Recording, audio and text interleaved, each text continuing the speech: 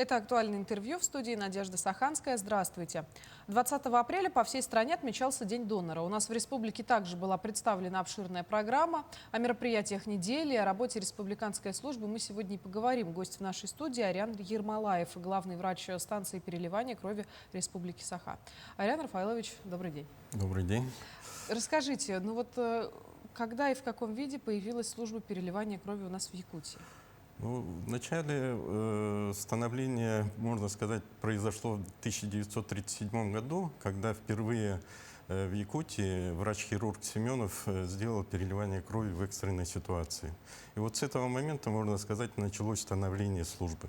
Но, естественно, до военное время это были единичные переливания крови, а уже в послевоенное время с развитием уже здравоохранения, уже специализированной помощи, плановой медицинской помощи, уже стали появляться необходимость в донорской крови. И вот в 1962 году вышло постановление Совета министров ЯССР об организации станции переливания крови.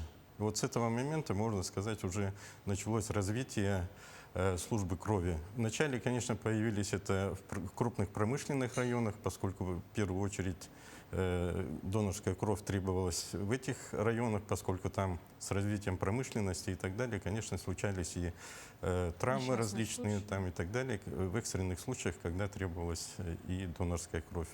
В настоящее время вот служба крови представлена станцией переливания крови и 8 отделениями переливания крови. Это, опять же, вот в крупных промышленных районах и в сельскохозяйственных, и в Национальном центре медицины. Но вот на прошлой неделе, в преддверии Дня донора, у вас было очень много мероприятий. Что было организовано? Потому что говорили ведь не только о донорстве крови, но еще и о донорстве костного мозга. Да, вот неделя была посвящена доноры крови, наследники Победы. Да, вот акция по всей Российской Федерации прошла. И, конечно, эта неделя была посвящена именно популяризации донорства, да, не только донорства крови, но и, как вы отметили, донорства костного мозга. Наши сотрудники, специалисты выступали и на прямых эфирах, на радио, телевидение, и также выходили на коллективы. Особенно мы уделяем время и встречаемся с учащимися высших и средних учебных заведений, поскольку, конечно, основной костяк доноров, да, это, конечно, считается молодежь, да, потому что и возраст, и здоровье все-таки более позволяет в молодом возрасте быть донорами крови. И, конечно, в акции приняло за неделю почти 400 с лишним человек сдали кровь. Это коллективы, которые традиционно у нас каждый раз с нами активно сотрудничают. Это коллектив Сахатранснефтегаз, судебные приставы, силовые структуры, депутаты Илтумена, городской думы, члены партии «Единая Россия» и, конечно, единичные доноры. И, как я уже говорил, это, конечно, и студенты и высших, и средних учебных заведений. Конечно, мы всех их благодарим за активное участие.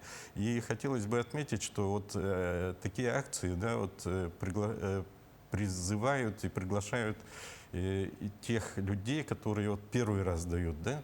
И, конечно, когда они первый раз дали, эта кровь, она уходит на карантин. И через 3 месяца необходимо подойти, еще раз сдать анализ крови хотя бы на гемотрансмиссивные инфекции, да, и после этого при отрицательных результатах мы уже плазму можем выдать с карантина уже в клиническую практику. А если есть желание, конечно, они могут уже начать стать донорами постоянными уже у нас.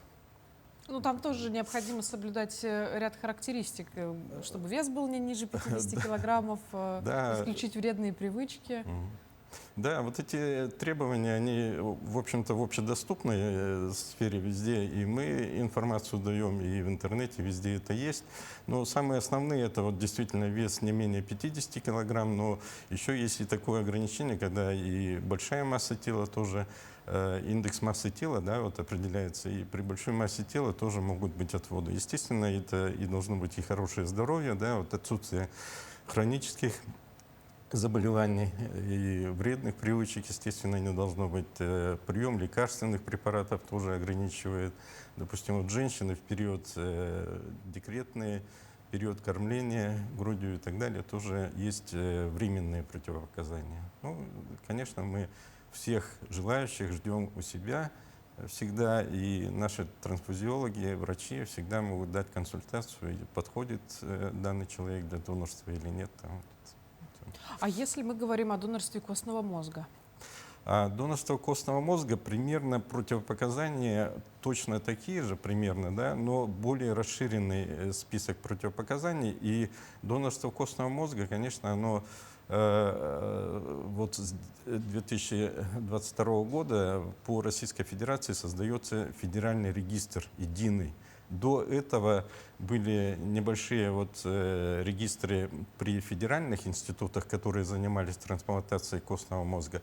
А уже с 2022 года единый федеральный регистр, и наша станция переливания крови является рекрутинговым центром именно в Якутии. Да? Необходимо через госуслуги записаться на прием, и после этого уже наши специалисты активно выходят на тех желающих и приглашают в определенное время подходящее и для донора, и для нас на сдачу уже крови для генотипирования.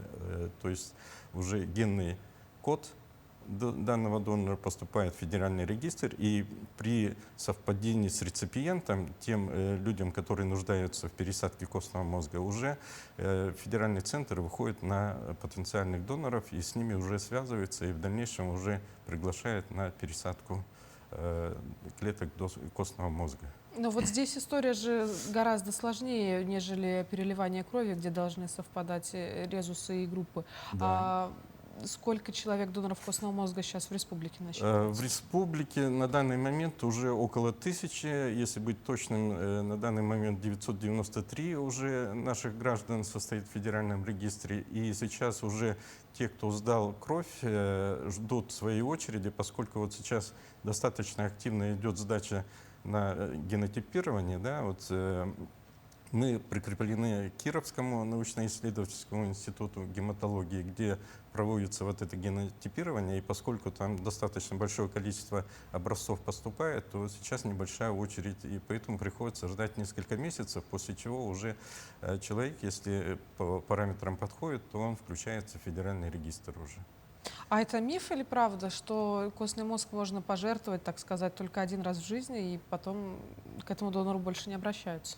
Ну, на самом деле, да, вот сейчас подход такой, что да, действительно один раз можно сдать, но при желании все-таки есть случаи, когда и по 2 раза сдают. Да? Вот сейчас у нас уже из списка, небольшого списка наших доноров, уже 4 человека стали донорами для тех нуждающихся пациентов, которым необходима была пересадка клеток костного мозга. Поэтому наша республика, она достаточно уникальная, да, по генотипу, поскольку этнический состав, он тоже играет роль в формировании регистра. И, естественно, где проживает ограниченное количество этносов, всегда считается привлекательным для вступления в федеральный регистр. Ого, да вы что? А как создается база такая у нас в республике? Нет, эта база на федеральном уровне создается. Да. Мы просто здесь образцы крови берем, отправляем в Кировский НИИ, и дальше уже этот образец, код, поступает в федеральный регистр. Если мы говорим с вами о донорстве, то какое будущее ждет эта деятельность? В каком направлении она развивается? Ну как я сказал, это, конечно, не только донорство крови, да, и донорство клеток костного мозга. И сейчас достаточно активно в Российской Федерации создается замена лекарственных препаратов, которые поступали из-за рубежа и в настоящее время ограниченная. Да, это в том числе плазма иммуноглобулиновая, да, для с антителами против резус D большое. Да? Это антитела образуются в первую очередь у женщин, которые при беременности, допустим, они резус отрицательные, муж резус положительный, и в результате резус-конфликта может образовываться антитела. Но не всегда, после первой беременности бывает, после повторных, обычно нескольких беременностей, возникает как раз то количество антител, которое необходимо, чтобы выработать уже лекарственный препарат из плазмы этих доноров. Можно также донорами стать и мужчинам, да, при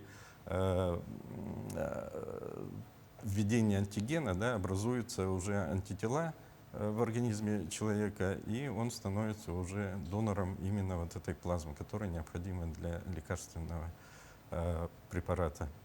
Также, конечно, вот сейчас достаточно активно используется не только вот цельная донорская кровь, из которой при фракционировании мы выделяем эритроциты, тромбоциты. Да, вот сейчас есть аппараты, которые полностью цикл вот этого фракционирования производится в автоматическом режиме. То есть делается забор от донора, и дальше уже кровь полностью выдает в конечном цикле, да, вот 3 составляющие: плазму, эритроциты и тромбоциты. Конечно, это в больших крупных городах это необходимость, но в наших объемах, вот когда все-таки у нас заготовка не такая большая, да, вот в республике, конечно, это в будущем, я надеюсь, что и у нас будет, поскольку здесь в первую очередь играет это безопасность донорской крови, да, потому что любой цикл, когда человек уже дополнительно какие-то манипуляции делает, да, вот при фракционировании, допустим, вот мы мешки сдваиваем, встраиваем, там, вводим консервант и так далее, да, вот на каждом этапе может быть контаминация, да, бактериальная, то есть, но в этом плане, конечно, не стоит бояться, поскольку вся продукция, которая у нас вырабатывается, проходит еще и контроль. Уже после того, как мы препараты сделали, уже есть отдел контроля качества, который уже проверяет и на бактериальную обсемененность, и весь технологический цикл тоже идет под контролем. Вот вы назвали такое слово интересное — консервант. Получается, что у препаратов есть определенный срок годности? Да, вот консерванты, они дают возможность сохранить в более длительном цикле, да, вот эритроциты, тромбоциты, они считаются, особенно вот тромбоциты, они достаточно короткоживущие, от 5 до 7 дней, да, а при использовании консервантов можно продлить до 14 дней. Но есть технологии вот сейчас, когда тромбоциты можно замораживать, и в замороженном состоянии уже хранить длительное время. И при необходимости их, скажем, из хранилища уже достать и разморозить и выдать уже на продукцию. При этом эффект не теряется. Есть, совершенно правильно задаете вопрос, потому что при длительном часть клеток все равно, конечно, теряется, но не такое большое количество, чтобы потерять ценностные качества вот этого препарата. Конечно, он ту цель, которая необходима для введения этого препарата, он все равно выполнит вот эту цель. Звучит это все более чем интересно, Ариан Рафаэлович. Большое спасибо, что пришли к нам сегодня, поделились информацией. Я думаю, что многие для себя сегодня сделают необходимые выводы и также захотят стать донорами. Приходите к нам еще. Спасибо. На этом наш эфир подошел к концу. Вы смотрели актуальное интервью. До встречи в эфире.